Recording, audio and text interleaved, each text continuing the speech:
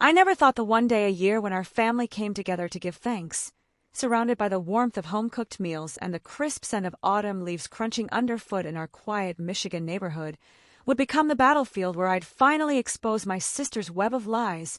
turning everyone against her in a storm of betrayal that left our family forever changed, forcing us to confront the painful truths we'd all been avoiding for far too long. It all started building up in the weeks leading to Thanksgiving, in our modest two-story home on the outskirts of a small town in Michigan, where the streets are lined with old oak trees that drop their fiery red and orange leaves like a carpet leading up to our front porch, and the air carries that sharp, earthy chill of late fall, mixed with the distant smoke from neighbors' chimneys as they fire up their wood stoves against the encroaching winter. I'd lived there most of my life, a woman in my early 50s now, juggling the endless weight of family problems that seemed to pile up like the snowdrifts that would soon blanket our driveway.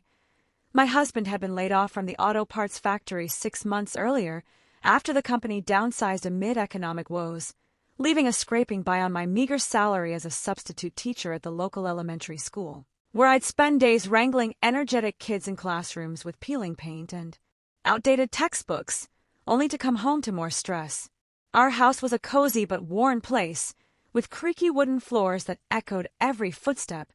a kitchen dominated by an old gas stove that I'd inherited from my grandmother, and walls adorned with faded family photos from better times, like summers at Lake Huron where we'd built sandcastles and grill hot dogs over open fires. My mother, widowed for a decade since Dad's heart attack during a brutal winter storm, lived with us now, her arthritis making every movement a challenge. She'd shuffle around in her slippers, relying on me to help with everything from grocery shopping at the local Meijer store, pushing the cart through aisles stocked with canned goods and holiday displays, to driving her to doctor appointments in Detroit, navigating the busy highways lined with billboards for casinos and fast food joints. The financial strain was constant. We'd cut back on everything, from cable TV to eating out, and holidays like Thanksgiving were one of the few bright spots,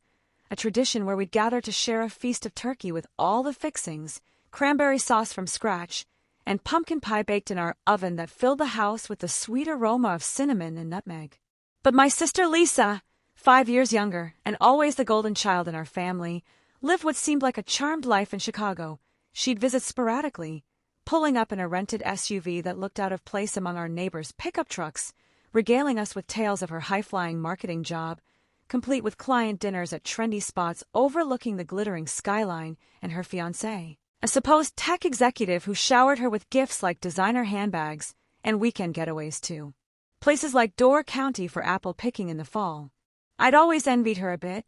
but lately cracks had started showing. She'd borrow money from me, just for a short time,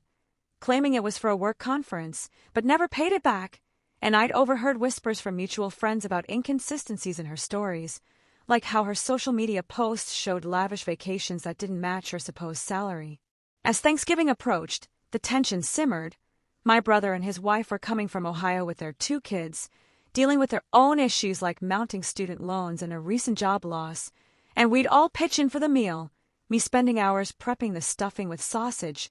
onions, and celery from the farmer's market, while Mom sat at the kitchen table, her hands too stiff to help much, sharing stories of past holidays when Dad would carve the turkey with exaggerated flair, making everyone laugh. Lisa arrived the night before, breezing in with a bottle of expensive wine and stories about her latest promotion, but I noticed her eyes darting nervously when I asked about her fiancé, who was too busy to join us again this year. That evening, as we set the table with our mismatched china and folded napkins shaped like turkeys, a nod to those crafty American traditions we clung to, I received an anonymous email with attachments, bank statements showing Lisa's overdrawn accounts, emails proving she'd been fired months ago for fabricating client reports, and even messages to a married man posing as her fiancé. The revelation hit me like the first heavy snowfall, cold and overwhelming, stirring a mix of anger and sadness for how her lies had drained our already strained family resources, like the time she borrowed from Mom's meager savings for a medical emergency that turned out to be a spa day. I stewed on it all night, lying awake in our bedroom with its quilted bedspread and the sound of wind rattling the windows, knowing that tomorrow's dinner, with its promise of gratitude and unity, might be the perfect storm to bring everything crashing down. If this is pulling you in already, drop a comment below with family secrets to share your thoughts, and make sure to subscribe so you don't miss the twists ahead. It's quick and keeps the stories coming. The morning of Thanksgiving dawned gray and overcast, the kind of Michigan weather where the sky hangs low like a woolen blanket, threatening more snow as I bustled around the kitchen, the air thick with the savory scent of turkey roasting in the oven, its skin crisping to a golden brown while I mashed potatoes with butter and cream, steam rising like fog over the Great Lakes. Our home felt alive with preparation. My husband helped by setting out the folding chairs around the extended dining table, covered in a vinyl cloth printed with autumn leaves, while Mom sat in her recliner in the living room, watching the Macy's parade on our old tube TV, the floats and balloons parading down New York streets a colorful distraction from her aches. The neighborhood was quiet, families inside their similar ranch-style houses with vinyl siding and attached garages, some with American flags waving from porches in honor of the holiday, and I could hear distant laughter from kids playing football in backyards before the big games on TV. My brother arrived early with his family, the kids bursting in with rosy cheeks from the cold, carrying a homemade green bean casserole topped with crispy onions,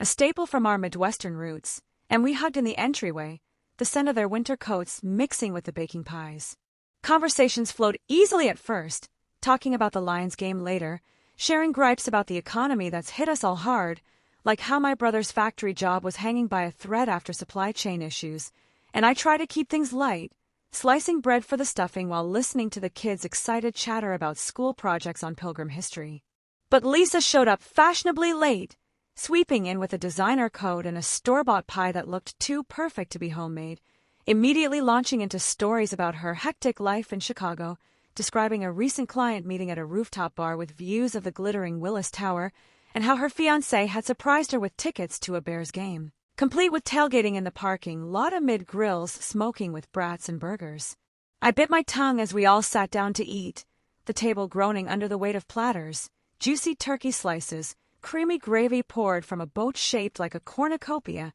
stuffing bursting with herbs, sweet potato casserole topped with marshmallows toasted to bubbly perfection,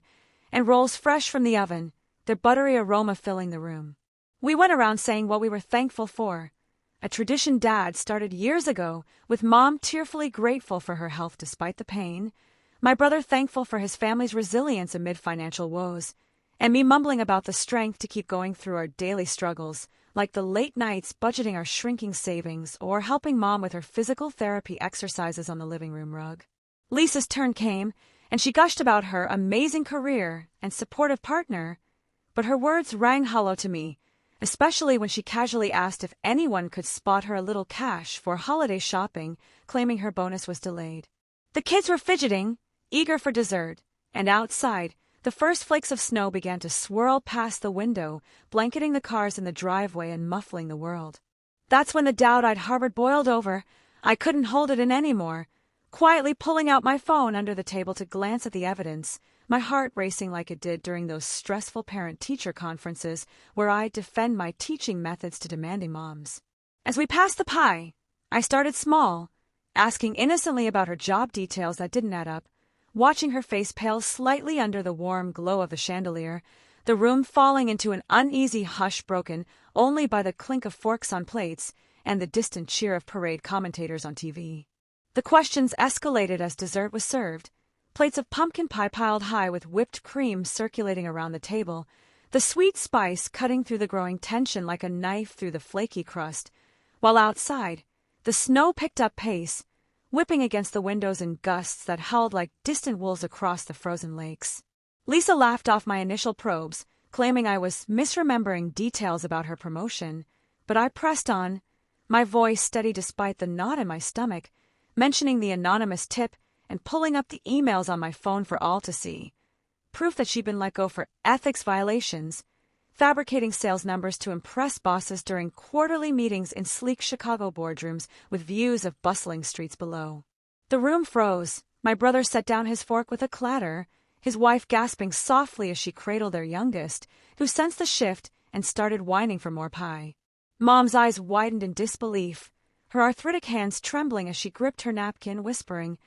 "Lisa, is this true?" And the air grew thick, the comforting smells of the meal now cloying, overpowered by the metallic tang of betrayal. Lisa stammered, her perfect facade cracking like ice on a pond in early spring, denying at first but faltering when I revealed the bank records showing she'd siphoned money from family accounts, including Mom's small inheritance from Dad, which we'd been using for her medications and home modifications like the ramp we'd installed last year for her wheelchair on bad days. The kids were ushered to the living room to watch cartoons, their innocent laughter a stark contrast to the storm brewing at the table, where my husband nodded supportively, his own frustrations with our financial hardships bubbling up as he accused her of adding to our burdens. Outside, the neighborhood lights twinkled through the falling snow, families in nearby homes likely enjoying peaceful meals, oblivious to our unraveling. Suspense built as Lisa tried to turn it around, tearfully claiming she did it for the family, to appear successful and not worry us, but the lies piled up, admitting the fiancé was a fabrication, a story to cover her loneliness after a string of failed relationships in the city's dating scene of crowded bars and online apps. My brother exploded then, recounting how she borrowed from him too, promising repayment that never came, exacerbating his own family's struggles with mortgage payments on their modest split-level home back in Ohio,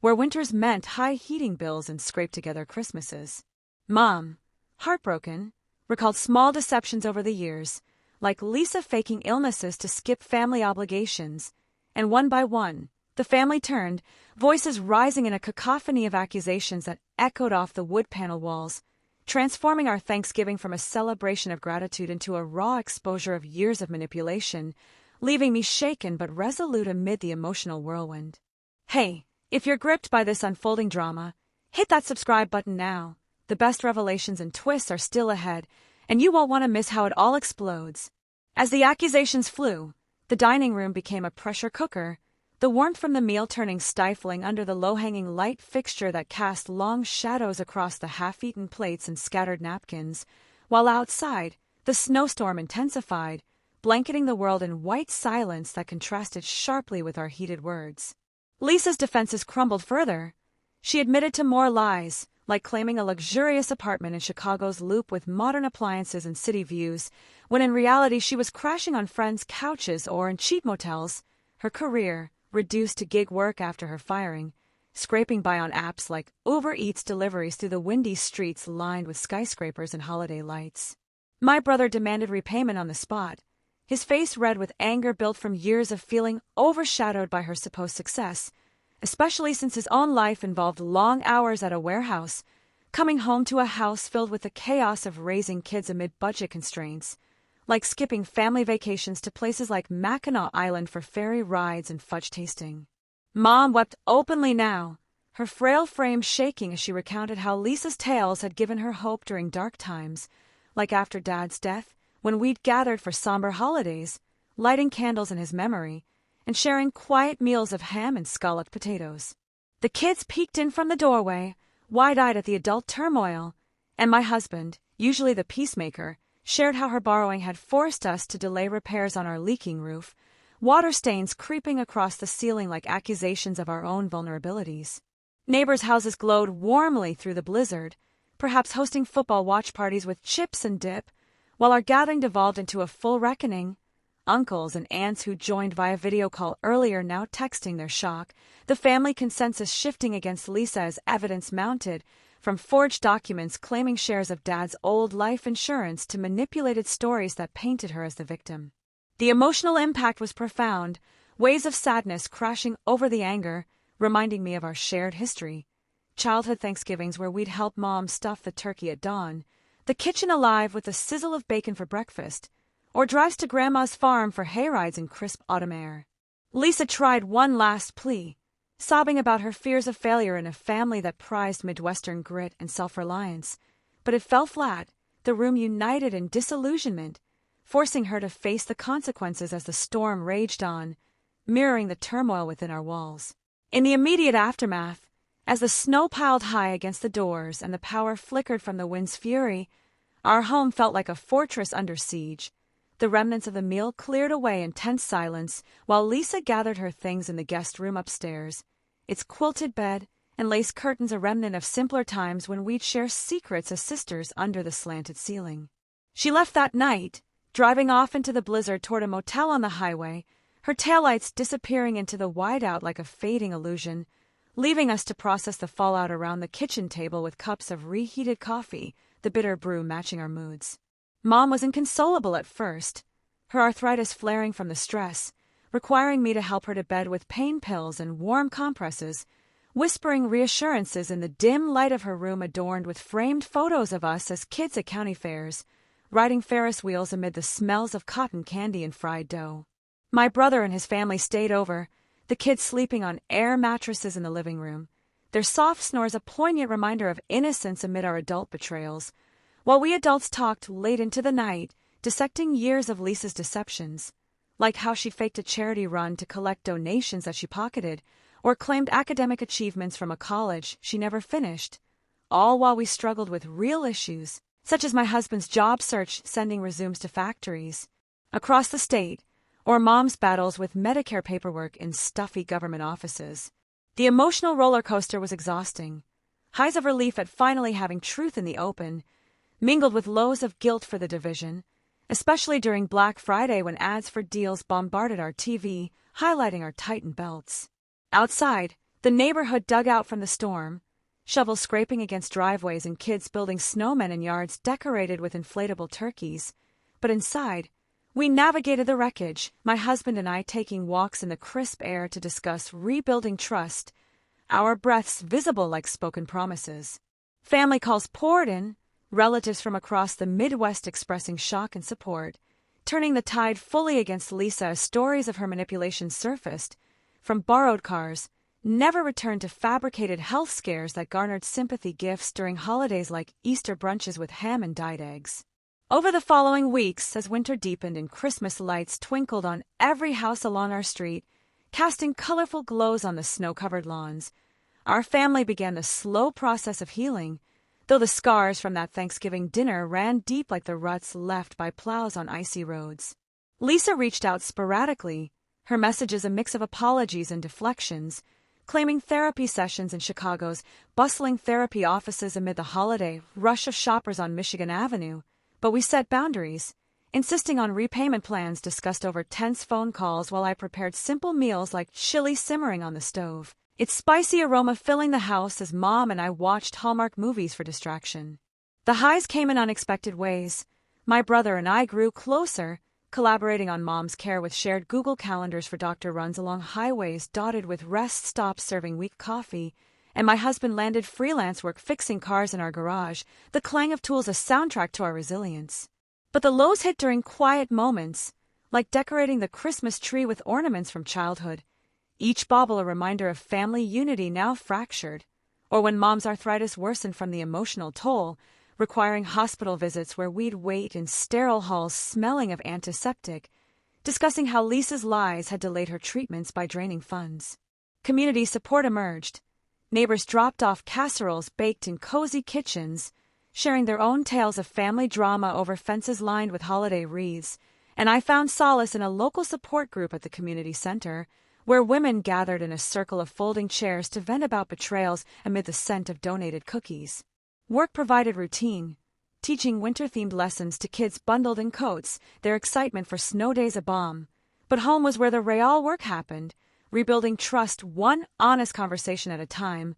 like family game nights with Monopoly boards and hot cocoa, laughter slowly returning despite the underlying pain of Lisa's isolation, her life in Chicago unraveling without the family safety net. As spring thawed the Michigan landscape, green buds emerging on trees, and the air warming with the promise of renewal, our family found a new normal, stronger in some ways, like the resilient wildflowers pushing through cracked sidewalks in our town. Lisa entered a program for compulsive behaviors, attending meetings in anonymous church basements amid the city's spring bustle of outdoor cafes and blooming parks, and we had cautious reunions, like a picnic at a local state park where we'd spread blankets on grass dotted with dandelions, sharing sandwiches and tentative apologies under the shade of maples. Mom's health improved with better management, allowing her to garden again, planting tulips in soil softened by April rains, their vibrant colors a symbol of hope amid ongoing challenges like flare-ups that required my help with weeding and watering.